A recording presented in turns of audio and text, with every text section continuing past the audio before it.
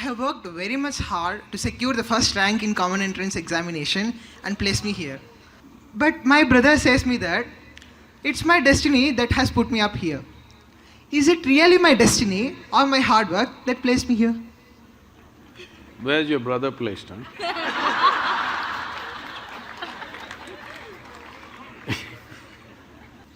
See, what people are generally calling as destiny is essentially what they end up creating unconsciously. When I say unconsciously, as you sit here right now, as everybody sits here right now, there is physical activity going on within the system. There is mental process, there is emotional activity, and of course the life energies are active. Every moment, they are taking in hundreds of inputs, whether you're conscious or not conscious.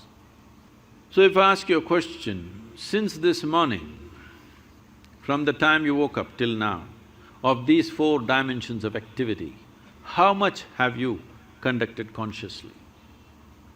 What percentage do you think? 25%. You are very generous, man. It's well below 1%. If you walk from there to there, there will be 25 different kind of smells that you're not conscious of, but the body registers and records. There are 100 different kinds of sounds that the body registers that you're not conscious of. Like this throughout the day and night, in wakefulness and sleep, this is happening. When you're only conscious of less than 1% of your activity, definitely life will look like an accident. Hello? When 99% of the things that you're doing unconsciously, definitely life will look accidental. If the accident… See, it is so happened, somebody fell off on the street and had a brain injury, after that suddenly they started working their mathematics in a wonderful way. But that was only one. 1,000 other people who cracked their skull never recovered from that, or they died, or those who lived on much diminished. So, being accidentally fortunate is not the way to exist. So, whenever a pleasant accident happens, we say it's destiny. Some of you even say, God doing things to me. When did you make a partnership with him? I don't know. So, shall I tell you a story? Are you okay? This happened. Sherlock Holmes, you know Sherlock Holmes?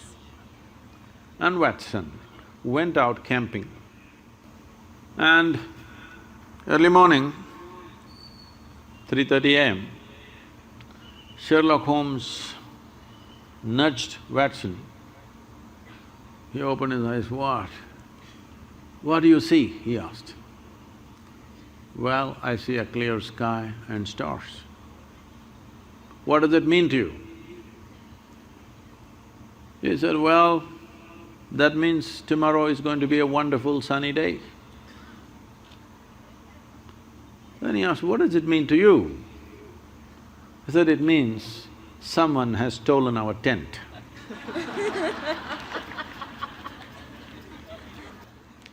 So, we don't know what went missing, and something may fall here and there by chance, but that's not the way life works.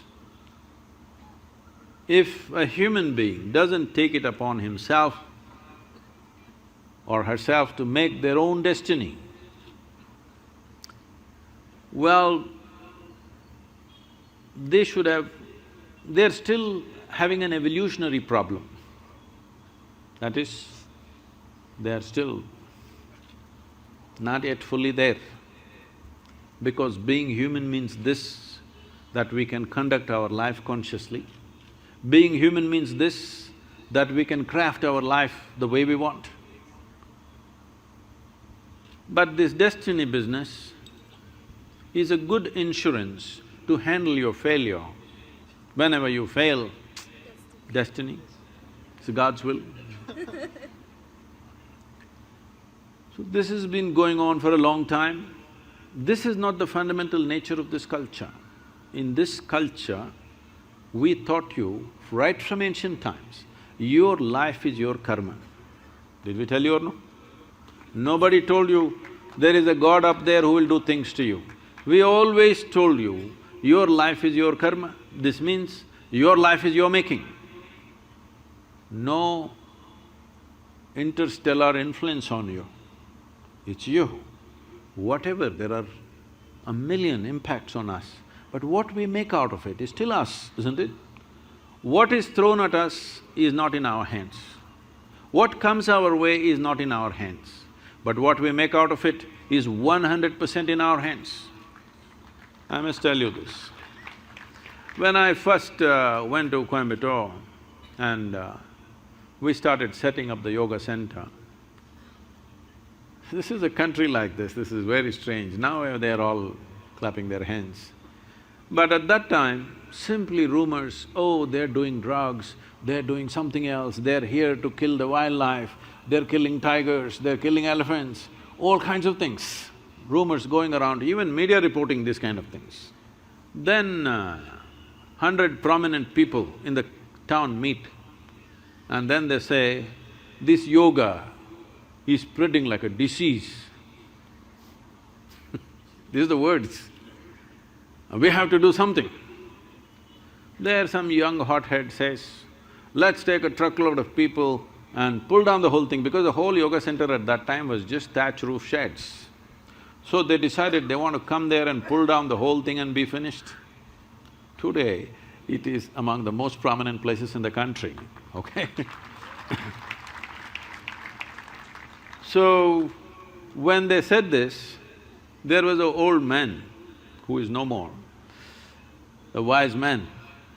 He said, see, you don't know who you're dealing with. I know this man. If you throw stones at him, he will build something out of those stones. Don't throw stones at this man. So, what comes at you, you cannot decide, but what you make out of it is your thing, isn't it? This is where your dint is. This is where you are to prove who you are, because you can't decide what comes at you, but you can definitely decide what you make out of whatever comes at you. How have we been assigned to this particular part of the planet in terms of people, in terms of parents, in terms of people?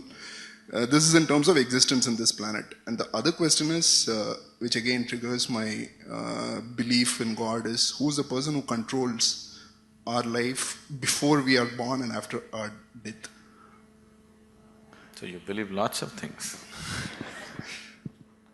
So you believe before you were born you were somewhere, after you're dead you're going to be somewhere else, everything you believe. Too many assumptions. When you have so many assumptions, no way to approach truth, isn't it so? If you want to approach truth, the first thing is, you don't assume anything. Is it so? If you're interested in truth, if you're searching for truth, that means you have not assumed anything, is it so? If you already made your assumption, you're just trying to find a confirmation for your assumption, that is not seeking truth. A true seeker of truth has no assumptions, he's just looking. Shall we just look or shall we try to confirm your assumptions?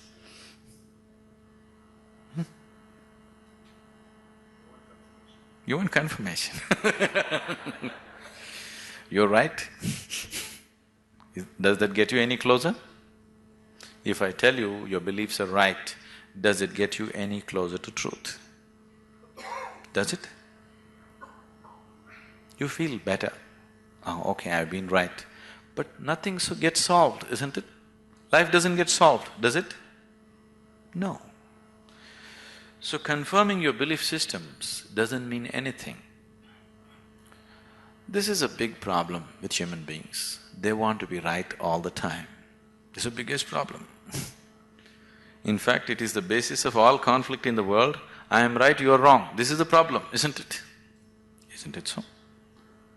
What I believe is right, what you believe is wrong. Isn't this the basis of all problems in the world, whether it's within the family or in the community or in the world or wherever? Yes? Shall we eliminate that problem a little bit? The first thing you need to do is, after all, they are your beliefs. And your beliefs are not original, picked up, isn't it? Your priest or mullah or father or mother, somebody put it into you, isn't it so? Picked up from somebody. It depends how powerfully they worked on you. And they work pretty powerfully because the business is at stake otherwise. So, what you assume may have nothing to do with reality. Now, you're trying to understand something which is beyond the physical, with physical context, it won't happen. You're trying to perceive something which is beyond physical through sense perception, such a thing cannot happen. Now you want to measure the depth of the ocean, but you went with a foot scale. You will obviously come with wrong conclusions, isn't it so? If you want to measure the depth of the ocean, your first business is to get the right kind of instrument. Yes? Yes or no? That's your first business, that's all I'm saying. You want to know something beyond the physical. First thing that you need to do is to have a perception which is beyond five senses, which can perceive that which is not physical. Only then you perceive. Otherwise, you can only believe or disbelieve, isn't it? If I tell you, God is actually in my pocket, this many people can believe me? This is a ridiculous thing, oh, we don't believe that, but I can tell you a more elaborate story if you want, which we can work on and make you believe in, isn't it? Right now, God is in my pocket. This many people believe me, this many people disbelieve me. Have these people gotten any closer to God than they were before? Have they? Or have these people gone any further away? No, nothing changes, isn't it? So why are we wasting our time trying to confirm our assumptions? You must enhance your perception, because only by perceiving you will know. There is no other way to know. Is it so? You will know anything only when you perceive it. Till then you do not know it. Is that a reality? Is that a reality? People who are not on talking terms with me, is that a reality? If you perceive, you know. If you do not perceive, you do not know. You're unwilling to admit, I do not know, so you believe, isn't it? If you're just trying to pass the social test, belief is a good way to do it. But you want to really know, then belief is not a good way to do it. Belief gives you confidence. And fools getting confidence is dangerous. Do you understand? When idiots become very confident, it's very, very dangerous, isn't it so?